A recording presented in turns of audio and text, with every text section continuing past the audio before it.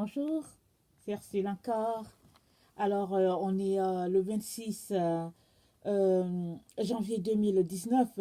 Je viens sonner la trompette aujourd'hui encore et je viens nous encourager à demeurer dans la présence du Seigneur. Vous savez, ce n'est pas des messages qui nous manquent en ligne. Ce n'est pas, au fait, des messages qui nous manqueraient si on est des gens qui allons à l'église. Alors, ce n'est pas euh, des habitudes de chrétiens qui nous manquent si on est dans une famille chrétienne. Mais tout ça, ça ne sauve pas. La seule chose qui sauve, c'est le fait que tu aies donné ta vie à Jésus-Christ un jour et que tu continues de marcher dans les lois de Jésus-Christ. Alors, c'est faux de croire que parce qu'on a donné sa vie à Jésus un jour et on n'a plus besoin de rien, on croise les mains, on attend qu'il revienne. Écoutez, le royaume a sa façon, a ses règles et ses lois, et le monde aussi a ses règles et ses lois. Alors, si tu crois que tu appartiens au royaume de Christ et que tu es son disciple, Jésus-Christ a dit que nul n'est plus grand que le maître. Alors, tu devrais être exactement comme ton maître. Alors, ce qu'ils ont fait à ton maître, ils devraient le faire. Or, si tu es un chrétien, que tu vis, pardon, que tu vis au milieu de tes frères et sœurs et que tu es aimé, apprécié, non persécuté, pose-toi des questions. Pose-toi des questions. Parce que tous ceux-là qui marchent pieusement selon le Seigneur Jésus-Christ sont très persécutés, surtout par les chrétiens. Surtout par les chrétiens. Les gens du monde, ils regardent, ils se disent, bon, voilà, en tout cas, celui-là, c'est un enfant de Dieu, ou bien celui qui marche selon Dieu, ou bien, en tout cas, ils donnent le nom qu'ils veulent. Mais ceux-là qui s'appellent chrétiens, ils regardent l'autre qui est en train de se sanctifier et puis ils vont lui coller toutes sortes d'étiquettes et ils vont lui donner toutes sortes de noms. Et après, ils vont dire que mais il se prend pour qui et tout. Et ils vont se retrouver, ils vont le ridiculiser, ils vont se moquer de lui, etc. etc. Et c'est ça qui montre que tu es un enfant de Dieu. C'est ça qui montre que tu es en train de marcher selon Jésus-Christ. Mais si tu dis que tu es un enfant de Dieu et que tu apprécies de tout le monde dans ton église, dans le milieu chrétien où tu es, pose-toi des questions sur ta chrétienté. Amen. Donc voilà. Alors, j'ai pris quelques jours vraiment à part avec le Seigneur. Donc ça fait à peu près 2 semaines que je suis venue en ligne si j'ai bonne mémoire. Et ça m'a fait du bien. Vous savez, en début d'année, j'aime toujours prendre du temps pour voir la direction du Seigneur, pour ma vie, et puis la vie de mes enfants et tout. Et bon, c'est toujours intéressant de se retrouver vraiment avec le Seigneur, que ce soit en début d'année ou pas, c'est toujours un moment agréable. Alors, donc, vraiment, j'ai pris ce temps-là et je m'attendais à ce que Dieu me dise autre chose. Mais il m'a dit de continuer à enseigner sur la séduction. Alors, donc c'est ça, je n'ai pas un autre message que ce que j'ai déjà donné sur la séduction. Alors, on continue dans la même direction. Alors, vous savez, on est dans le temps de la séduction. Et même si peut-être vous, vous ne le voyez pas, la séduction, elle est partout autour de nous et puis partout. On respire la séduction. Écoutez, dans les années 70, alors il y avait un vent qui soufflait, c'était le vent de l'émancipation de la femme en Afrique. Alors moi j'étais petite fille, hein, et puis bon, j'étais assise là, je jouais à mes poupées, mais j'entendais ce terme-là partout. Je ne savais même pas ce que ça voulait dire, mais l'émancipation de la femme, vous pouvez être sûr que c'est entré bien, bien, bien dans mes oreilles. Alors, j'étais à la radio, on en parlait, et puis quand les parents se retrouvaient, les amis, quand ils venaient, les amis de mes parents, quand ils venaient à la maison, ils en parlaient, ils en parlaient. Le vent de l'émancipation de la femme soufflait. Alors, soit tu embarquais dans ce vent-là, et puis si tu étais un homme, tu faisais tout pour que ta femme soit parmi les femmes qui étaient émancipées, soit tu disais, oh non, non, moi je veux rien savoir de cela, et puis bon, allez, la porte est fermée à cette histoire où tu ne veux rien entendre.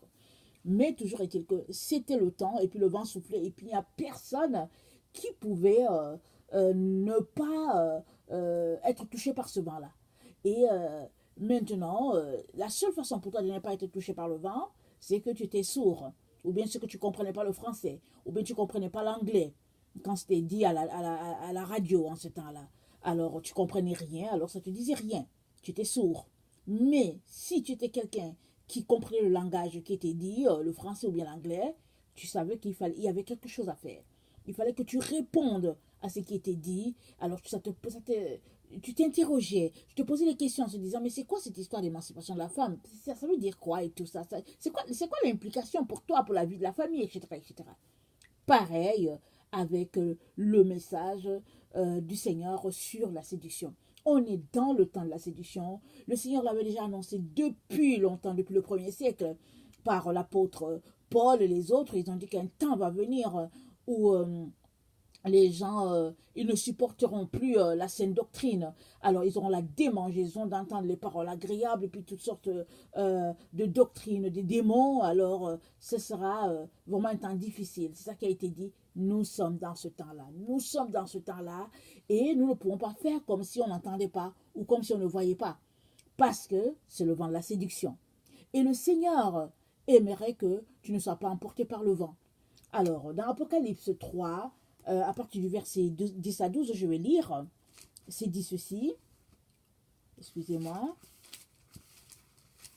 pour le petit bruit des feuilles. Alors, Apocalypse 3, le verset 10 à 12. Alors, les seules personnes qui ne seront pas emportées par le vent de la séduction, c'est ceux dont l'apôtre Jean parle ici. Il dit de la part du Seigneur Jésus, parce que tu as gardé la parole de la persévérance en moi, je te garderai aussi à l'heure de la tentation qui va venir sur le monde entier pour éprouver les habitants de la terre.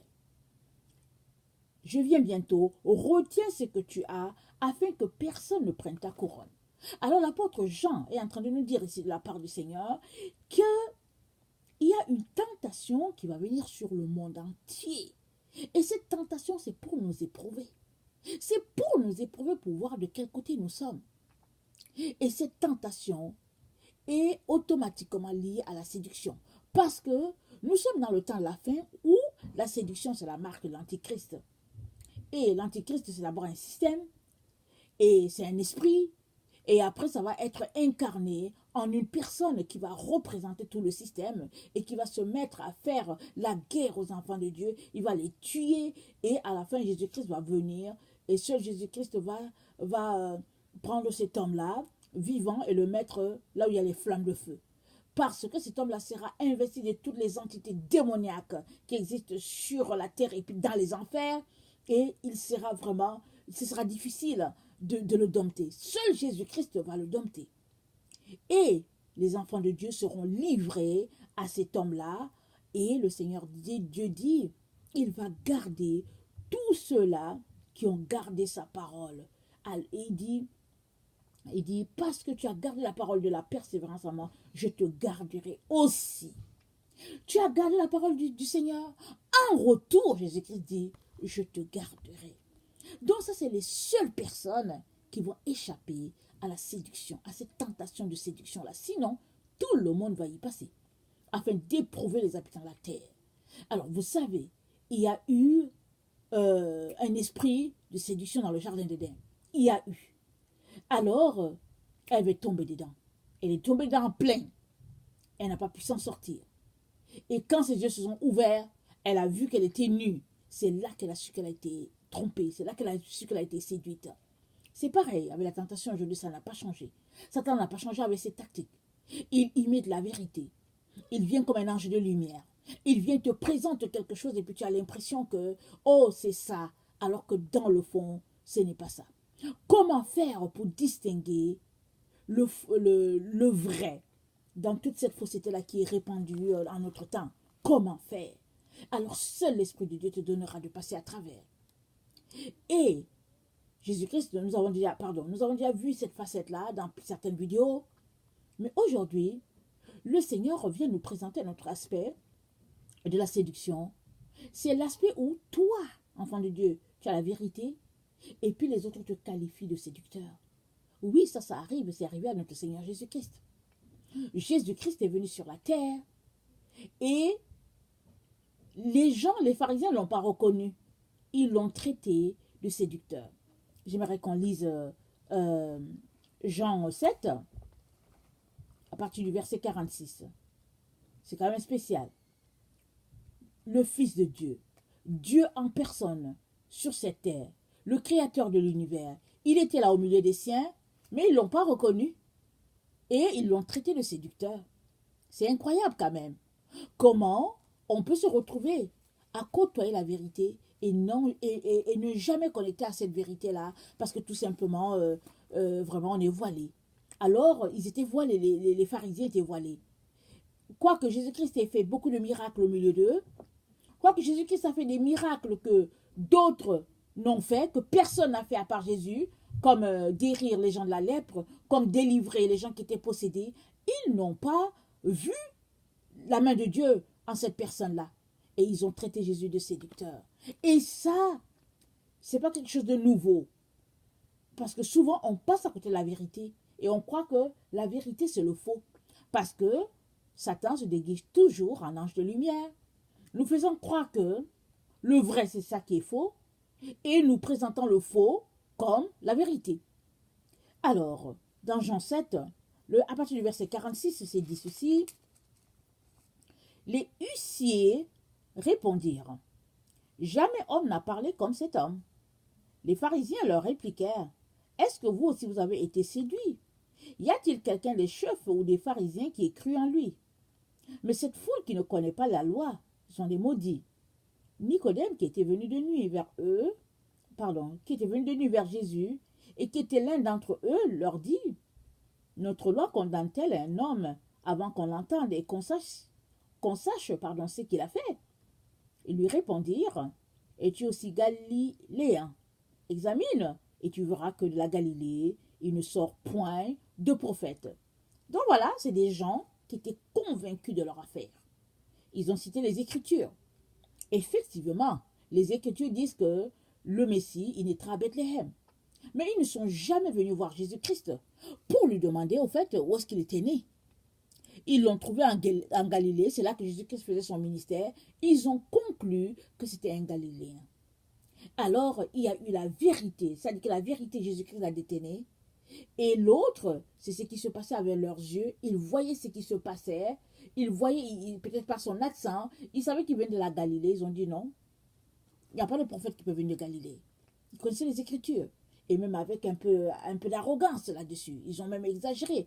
Parce que si tes yeux voient les miracles que nul n'a fait, et au lieu de dire tout de suite que bon, c'est la falsification, ce serait mieux que tu fasses comme Nicodème. Nicodème qui allait de nuit.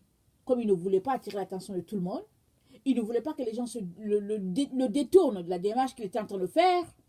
Nicodème est allé de nuit voir Jésus-Christ. Et lui a dit, Rabbi, personne ne peut faire ce que tu fais s'il ne vient de Dieu. Alléluia. Il a vu, il a eu les yeux spirituels et il a vu. Il a dit, non, personne. Et Jésus-Christ lui a dit, si tu n'es né d'eau et d'esprit, tu ne peux voir le royaume des cieux. Et Nicodème lui a dit, mais comment est-ce que je peux rentrer dans le ventre de ma mère? Parce que Nicodème se posait des questions. Il se disait, moi je suis rabbin. Moi, je suis supposé connaître la loi. Je l'enseigne. Mais comment se fait-il que nous ne sommes pas capables de faire ce que ce monsieur-là fait? Ce jeune homme qui n'a pas étudié. Comment? Nicodème est allé à la source. Et Jésus-Christ lui a parlé. Jésus-Christ lui a dit, si tu n'es né d'eau et d'esprit, tu ne peux pas voir le royaume de Dieu. Et ça, c'est pareil pour toi et moi. Si nous ne naissons pas d'esprit, nous n'allons pas connecter aux choses divines. Quoique nous lisons notre Bible, quoique nous côtoyons les chrétiens, les lois de Dieu, les règles de Dieu, quoique nous soyons dans ce milieu-là, nous n'allons pas connecter. La Bible va juste rester une lettre morte pour nous. Mais si nous connectons au Saint-Esprit, le Saint-Esprit va nous enseigner, il va nous conduire dans toute la vérité, il va nous révéler les choses cachées. Et ça demande que nous puissions rechercher la sagesse divine, vraiment à tous les jours. Le Proverbe 8 nous parle de cette sagesse divine-là. Et cette sagesse-là, elle est trouvée dans la demeure qu'on appelle le discernement. Parce que dans le discernement, tu vois les choses et tu les questionnes. Tu fais comme Nicodème. Tu te dis, non, c'est pas possible.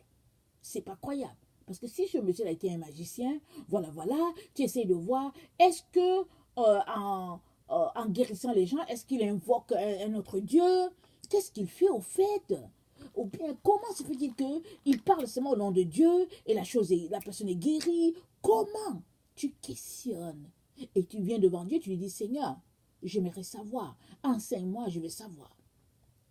Mais, si tu pars dans un raisonnement, comme les pharisiens ont raisonné, ils ont dit, les pharisiens ont traité la foule de maudits. Parce que la foule écoutait Jésus. Et ils ont dit à la foule que, mais est-ce que vous êtes aussi séduits par lui? Genre un peu que nous ne sommes pas séduits par celui-là. Et ils ont dit à la foule que la foule ne connaissait pas les Écritures. Donc la foule, elle n'a pas dit qu'elle connaissait ou pas. Mais dans son bon sens, la foule a vu que cet homme-là, en tout cas s'il n'était pas de Dieu, Dieu n'allait pas l'écouter. Parce que Dieu n'écoute pas les pécheurs. Comme a dit l'aveugle-né. Il a dit aux pharisiens, mais est-ce que vous voulez aussi être son disciple? Voulez-vous aussi être ses disciples? Parce que nous savons tous que Dieu n'écoute pas ceux qui sont dans le péché. Alors ils ont dit, regarde-moi ça, tu es né dans le péché et puis tu veux nous enseigner. Effectivement qu'il est en train de leur donner une leçon de vie. C'est pareil pour nous aujourd'hui. Tu peux rester là, cloître dans tes croyances, et puis ancré dans toutes les faussetés dans lesquelles tu évolues dans notre siècle, et te dire que, oh bon, c'est du n'importe quoi, peut-être que c'est de la séduction, on veut m'attirer dans un piège, et puis qu'est-ce qui prouve que c'est pas un faux prophète, etc., etc. Mais tu peux aussi dire, Seigneur, dans quel temps sommes-nous? Comme a fait Daniel. Dans le livre de Daniel, Daniel a regardé, il a vu que les 70 années étaient déjà passées. Et Dieu avait dit qu'après 70 ans, il les ramènerait à leur terre promise, parce qu'ils ont été déportés. Ils habitaient chez le roi Nabuchodonosor. Et puis, et ceux-là, Dieu a dit à Israël, laissez-vous déporter. C'est moi qui ai ordonné ça à cause des péchés. Et puis quand vous serez là-bas, je vais m'occuper de vous. Il va prendre soin de vous. Mais tous ceux-là qui refuseront de suivre le roi Nabuchodonosor, mais ici par derrière, ça sera grave. Alors je vous conseille plutôt d'y aller, et puis planter les arbres, et puis vivez. Mariez vos enfants, vivez, et puis quand le temps va venir, je vais vous ramener sur la terre promise. Je vais vous ramener.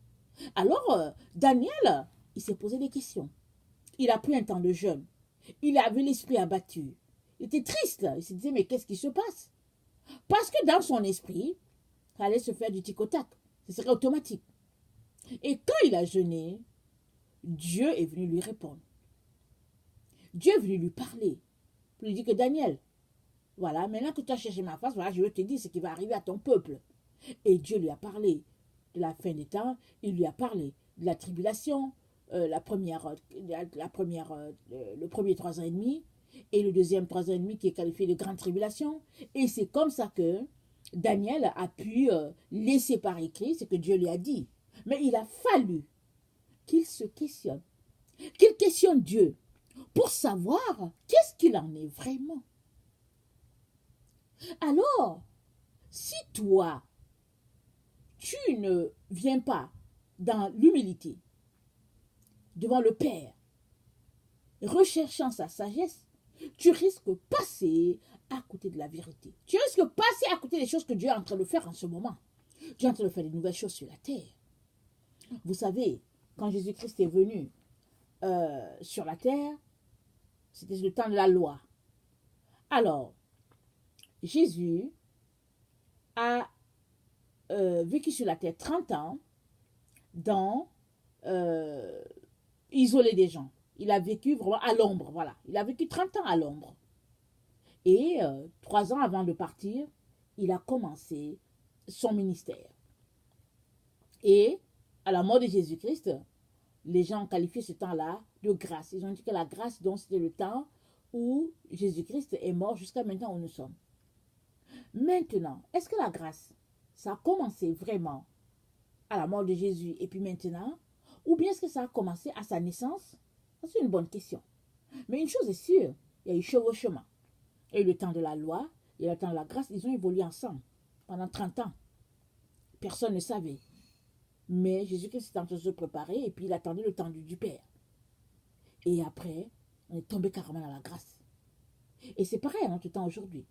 Aujourd'hui, on est dans le temps du royaume. Mais ça semble ne pas être connu. Il y a des gens qui ne sont même pas au courant. Ils sont là, ils disent, nous sommes sous la grâce, nous sommes sous la grâce. Mais nous sommes dans le temps du royaume. Et, parce que je pense qu'en 2012, le Seigneur m'a dit ça. Et pourtant, la grâce est toujours là, elle court. Mais un jour, la porte sera fermée à la grâce. Et la porte sera ouverte encore la porte, je veux dire que le temps du royaume va continuer parce que là, il faut que Israël vraiment reconnecte à son Seigneur, que leurs yeux soient ouverts parce que pour le moment, bon, ils ont crucifié le Seigneur il y a plus de 2000 ans, ils ont crucifié leurs frères, alors ils sont là, ils attendent un certain Messie et tout ça et tout, mais quand ils vont voir que ils ont été déçus par l'Antichrist, ils vont connecter. Ils vont se rendre compte que, oups, non, c'est pas ça, ils vont commencer à chercher le Père, et là, vraiment, plusieurs vont se convertir. Maintenant, il y a déjà des gens qui se convertissent, mais en ce temps-là, il y aura beaucoup qui vont se convertir. Ils vont se rendre compte que vraiment, vraiment, ils sont passés à côté de la vérité. Alors, si tu doutes que c'est vraiment le temps du royaume, du temps où Jésus-Christ vienne, moi, je t'encourage à prendre le temps avec le Seigneur, chercher sa face. Quelques jours de jeûne ne va pas te tuer. Mais évidemment, si tu prends la médication, il est important de voir avec ton médecin. Ça ne va pas te tuer. Mais ce qui va te tuer, c'est l'ignorance. C'est le fait de ne pas poser de questions. C'est le fait de faire comme si, bon, tout était sous contrôle. Alors que les choses sont en train de se passer sous tes yeux. Et la séduction continue de battre son plein. Parce que tu dois savoir une chose. Jusqu'à ce que Jésus-Christ vienne, la séduction va aller en crescendo. Ça va augmenter à tous les jours, à tout moment. Et le diable, c'est sa marque. Il ne va pas arrêter de séduire les gens. Dès que Jésus-Christ a fini de jeûner, pardon, la Bible nous dit qu'il a eu faim. Et la première personne qui vient le tenter, c'est le diable. Et il lui a dit que si tu es fils de Dieu, ordonne à ses pères de venir, il y aura du pain. Il était prêt à séduire l'enfant de Dieu. Et Jésus-Christ a retorqué par les Écritures. Et tu as besoin de connaître les Écritures. Tu as besoin de les connaître, vraiment. Les pharisiens ici nous montrent que, oui, ils avaient une idée des Écritures, mais ils n'avaient pas connecté au temps dans lequel Jésus-Christ était.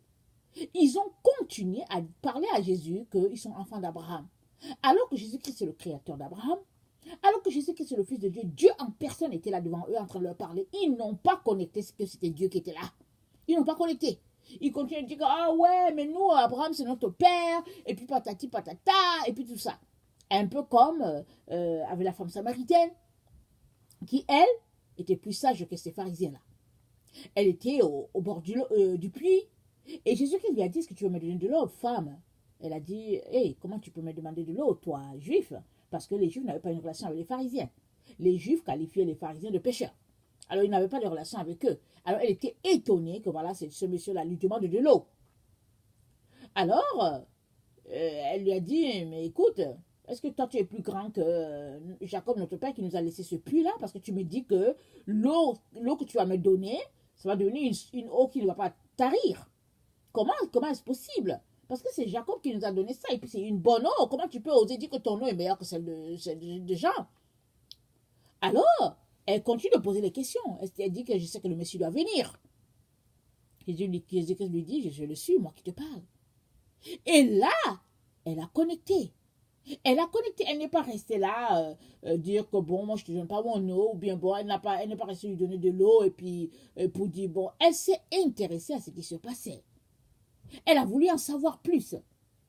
D'autant plus que c'était une femme qui n'était pas très appréciée dans le coin où elle était. Elle a eu 5 maris. Et Jésus-Christ lui a dit, oh, c'est lui-même qui est avec toi, c'est pas ton mari. On ne sait pas le mari de quelle femme elle a pris. Mais ce n'était pas le sien. Donc on comprend que ce n'était pas une femme qui était tellement appréciée par les femmes d'alentour. Hein, parce que les femmes, écoute, elles n'aiment pas partager leur mari. Alors, mais elle est restée en pleine conversation avec le Seigneur Jésus. Et elle a su que c'était le Messie qui est là. Et elle est partie appeler le village. Elle a dit, écoutez, venez voir, il y a quelqu'un ici qui m'a dit tout ce que j'ai fait, peut-être que ce serait le Messie. Elle était ouverte, elle avait l'esprit ouvert, elle voulait en savoir plus et elle a été nourrie. Elle a reçu en fonction de sa soif. Et il est donc important pour toi de te questionner sur ce qui se passe autour de toi, mais aussi de questionner le Seigneur. Le Seigneur ne manquera pas de te répondre si tu le cherches d'un cœur sincère. Si tu veux connaître la vérité. Mais évidemment, si c'est juste pour critiquer, pour juger, pour lancer des paroles négatives, Jésus-Christ n'est pas dans ça. Mais si c'est pour connaître la vérité, Jésus-Christ va te révéler la vérité parce qu'il veut que tu sois affranchi. Parce que lui-même a dit que vous connaîtrez la vérité et la vérité vous rendra libre. Alors, Jésus-Christ, le Fils de Dieu, Dieu en personne était là au milieu d'eux, faisant des miracles. Et ils ont dit que la foule était séduite par Jésus-Christ. Ils n'ont pas connecté, ils n'ont pas réalisé. Leurs yeux est resté voilés.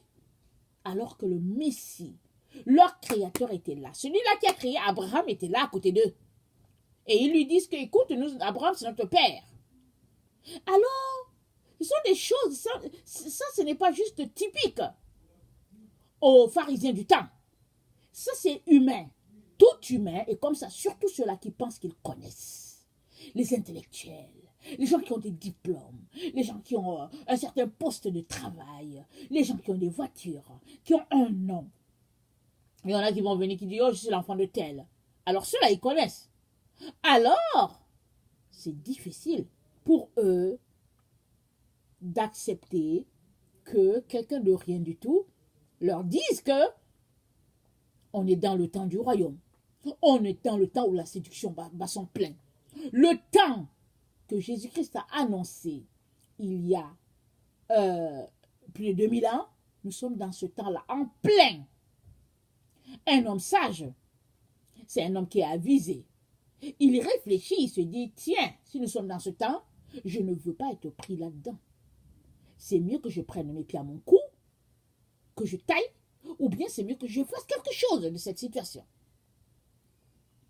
Et généralement, une telle personne, elle va aller questionner le Seigneur. Mais vous savez, ceux-là qui ont côtoyé longtemps les églises, ou bien ceux qui sont nés dans un environnement chrétien, ou bien qui ont une connaissance un peu du Seigneur Jésus, ont tendance à croire qu'ils l'ont Jésus-Christ. Les musulmans se convertissent par milliers aujourd'hui sur la terre. Parce qu'ils cherchent, ils ne trouvent pas. Et ils arrivent vraiment en face contre le mur. Ils se disent, ok, je vais alors essayer Yahshua et je vais voir si ce n'est pas lui. Et Yahshua se révèle à eux. Jésus-Christ est là pour se révéler à tout le monde. Alors, ne dis pas en toi-même que, au fait, Jésus-Christ, tu le connais, comme les autres qui disaient que nous avons Abraham pour père. Alors que Jésus-Christ était là au milieu d'eux. Il était là, Dieu en personne était là devant eux, il le regardait et il le méprisait. Je ne sais pas si vous, il vous est arrivé de vous poser des questions. Moi, je me suis déjà posé des questions. Je me suis dit, comment Dieu s'est fait battre par les hommes? Parce que souvent, quand on regarde le film de Jésus, bon, souvent ça passe comme ça. Mais je m'arrête. Année après année, très souvent prise dans les réflexions, je me dis, mais comment Dieu, le créateur de l'univers, est-il allé jusqu'à aussi bas pour se faire gifler par les gens, se faire cracher dessus? Comment les humains peuvent être si méchants, si cruels? Comment ont-ils pu faire ça? C'est qu'ils n'ont pas réalisé que c'était Dieu en personne qui était là. Ils n'ont pas réalisé. Mais ne pensez pas que ça s'est arrivé juste aux gens du 1er siècle, que ça ne va pas nous arriver. Ça peut t'arriver, toi qui m'écoutes. Ça peut t'arriver très bien. Il m'est arrivé plusieurs fois de m'asseoir, peu importe, soit sur Internet, soit dans une situation où il y avait une prédication et tout, et d'être vraiment, comment on appelle ça, choqué par les séductions qui se passaient. Soit par la prêche de la personne qui prêchait, soit par tout ce qui se faisait. C'était plein de séductions, mais les gens ne voyaient pas. Les gens ne voient pas, les gens sont là, ils écoutent. Mais si tu es en train d'écouter quelque chose sur Internet et que tu vois qu'il y a plein de séductions, pourquoi est-ce que tu continues? Mais il y en a qui continuent quand même, ils écoutent jusqu'à la fin. Mais c'est grave. Si tu te rends compte qu'il y a de la séduction dedans, tu devrais te déconnecter carrément. Alors, nous sommes dans le temps de la séduction, et ce temps-là, c'est le même temps que le temps du royaume, le temps où Jésus-Christ va venir établir son royaume sur la terre, le temps du millénium. C'est le même temps. Et tout comme avec Jésus-Christ, la chose ne tombe pas comme ça, bang, la même chose, les choses se chevauchent. Les périodes se chevauchent.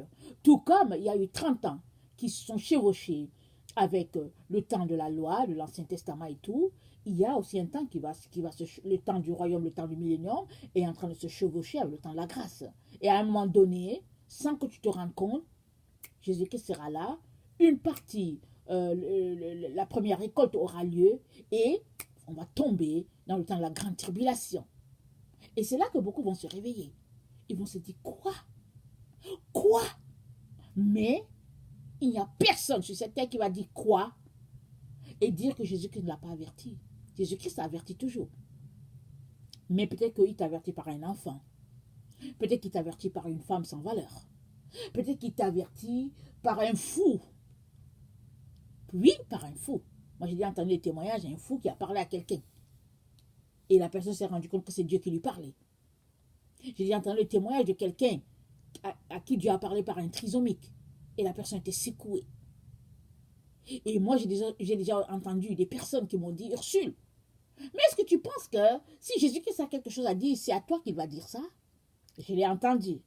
Les gens me l'ont dit carrément, vraiment sans habiller même, sans porter des gants. Genre un peu Ursule, vraiment. Écoute, il y a des pasteurs, il y a des gens qui sont à l'école biblique, il y a des gens vraiment d'une certaine classe quand même. Hein. Alors tu penses que Dieu va te dire quelque chose et puis les autres ne sont pas au courant. Et puis on sait tous qu'il y a les grands sur la terre, n'est-ce pas? On les connaît sur Internet, les grands prédicateurs et puis tout ça. Alors, me voici la ménagère là qui vient dans son petit coin. J'ai dit non, voilà, Dieu a dit ceci. Alors, qui va croire à ce que j'ai dit? Parce qu'il y a des grands là, les gens qui ont des diplômes théologiques, les gens qui se connaissent, qui ont une valeur, qui ont une certaine considération, qui ont un nom, qui ont un travail, et puis qui ont des travaux, de boulot, vraiment. Écoutez, c'est pas nouveau ce que je vous dis. Mais, si tu apprends à laisser toutes ces choses-là de côté, et si tu apprends à questionner Dieu, Dieu va te révéler la vérité. Il va te dire, mon fils, ma fille, l'heure est très très avancée et il est important que tu puisses mettre les points sur tes i parce que Jésus-Christ peut revenir à n'importe quel moment pour pouvoir enlever cela qui lui appartient. C'est question de temps, c'est question du timing de Dieu le Père. Et tu devrais tout faire pour être trouvé parmi les sages. Parce qu'il y a ceux que la Bible qualifie de fous, des insensés, et il y a les autres que la Bible qualifie de sages. Et la Bible dit que la femme sage, elle bâtit sa maison. Mais l'insensé, la femme insensée, elle la renverse. Alors, comment renverses-tu ta maison? C'est par ton raisonnement. C'est par ta façon de faire. Parce que le sage a une façon de réfléchir. Il y a un pattern. Il fonctionne d'une manière. Alors il se dit, bon voilà, je vais faire ça comme ça. Et puis s'il entend, il se dit, oups, et si c'était vrai ce que j'entendais? Alors il commence à se dire, ok, il paraît qu'il y a une tornade qui est annoncée. Alors, il va aller chercher de l'eau, il va essayer s'il faut barricader les fenêtres et tout ça, il prend les mesures. Même si ça lui prend de prendre toutes ses économies pour faire ça, il se dit, bon, on ne sait jamais, peut-être que je vais réussir à me sauver et puis sauver ma famille. Mais il y a d'autres personnes qui vont dire, anyway, si ça arrive, je compte sur Dieu, Dieu va me garder, et puis si ça arrive, bon, qu'est-ce que vous voulez, si on meurt, on meurt. Ça, c'est pas un bon raisonnement, par exemple. Sauf si Dieu te dit, non, ne fais rien, moi, je vais veiller sur toi, et puis le vent de la tornade ne va pas passer par ici. L'œil de la tornade ne passera pas par ici. Je vais le déplacer, ne t'inquiète pas. Si tu n'as pas entendu quelque chose comme ça, tu te prépares. Alors, on est vraiment dans le temps où Jésus-Christ est en train de sonner l'alarme. Jésus-Christ est en train de nous dire, écoutez, apprêtez-vous. Apprêtez-vous. Tu peux faire comme ces pharisiens-là pour dire, mais est-ce que de Galilée, il y a quelque chose qui peut venir? Quelque chose de bon qui peut venir? Tu peux dire, ah mais ils sont fous, ceux-là qui écoutent ces gens-là, c'est pas vrai, c'est pas maintenant. Mais il y a quelqu'un déjà qui m'a dit, qui va dire, Jésus-Christ arrive, mais c'est pas maintenant. Je ne doute pas qu'il t'a parlé, mais c'est pas maintenant. Mais moi, je ne sais pas quand est-ce que Jésus-Christ arrive. Je sais, c'est moi qui m'a parlé, il m'a dit, va en ligne. Alors, à partir du moment où Jésus dit, va en ligne, va annoncer ma venue, alors je cours. Je vais en ligne pour annoncer la venue. Parce qu'un jour, tu me tiendras devant lui, toi avec, et chacun répondra de ses actes. Tu ne diras pas que, ok Jésus, c'est vrai que tu m'as dit d'aller en ligne, mais telle personne m'a dit que ce n'était pas encore le temps, et puis j'ai décidé que, non. Qui est ton maître? Est-ce Jésus ou est-ce les hommes? Parce que les hommes, ils te dirigeront toujours vers ce qui est charnel. Et Jésus-Christ te dirigera toujours vers ce qui est spirituel de manière à garder ton âme saine et sauve. La Bible dit, à quoi sert-il à un homme de gagner le monde entier s'il devait perdre son âme?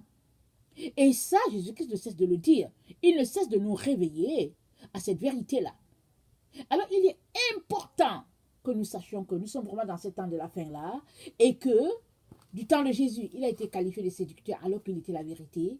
Et de notre temps encore, plusieurs enfants de Dieu passeront à côté de la vérité, croyant que c'est de la séduction, et ils iront tomber dans les filets des vrais séducteurs, se disant que c'est là-bas que se trouve la vérité. Et très souvent, c'est lié au fait qu'on ne connaît pas les Écritures, ou bien si on les connaît, l'Écriture n'est que lettre morte pour nous, ou bien on est porté à regarder les choses avec la vue. On regarde et on est attiré, on est frappé par ce qu'on voit et on se dit, oui, certainement, Jésus-Christ est par là. Et la Bible nous dit que Jésus-Christ n'avait ni beauté ni éclat. Il n'avait rien pour plaire. Pour vous dire que si tes yeux te trompent, si tes yeux sont attirés vers quelque chose, te disant que c'est là-bas que c'est la vérité, très très souvent ce n'est pas là-bas. C'est là où il y a le discernement que tu vas trouver la vérité. Et le discernement, tu vas le trouver dans le temps que tu passes avec le Seigneur. Le discernement se trouve dans ton intimité avec le Seigneur. C'est comme ça que tu acquiers le discernement. Que tu acquiers cette capacité-là à déceler ce qui est de Dieu et ce qui est de Satan. C'est dans le calme, quand tu viens devant le Seigneur, pour écouter sa voix, tranquille, sans la musique boum boum boum, sans n'importe quoi, tu viens tranquille, tu apprends à connaître ton Seigneur. Tu entends le battement de son cœur. C'est quand tu lis les évangiles, parce que dans les évangiles, on nous parle du Seigneur, les 4 évangiles, Matthieu, Luc, Jean, Marc, on parle de Jésus. Tu apprends à connaître ses caractéristiques, tu apprends à connaître son cœur, et tu vas voir, c'est-à-dire que tu vas entendre quelqu'un prêcher, et puis tu vas dire, en tout cas, il prêche bien, mais il y a quelque chose qui m'accroche de négatif. Ou bien tu peux regarder, tu vas dire, bon, il prêche bien, mais Dieu n'est pas dans ce qu'il fait parce qu'il parle trop de lui, par exemple. Ou bien tu peux écouter, tu peux dire, ah, ce qu'il dit, ça me touche, mais je vois que il y a quelque chose qui bloque. C'est quoi?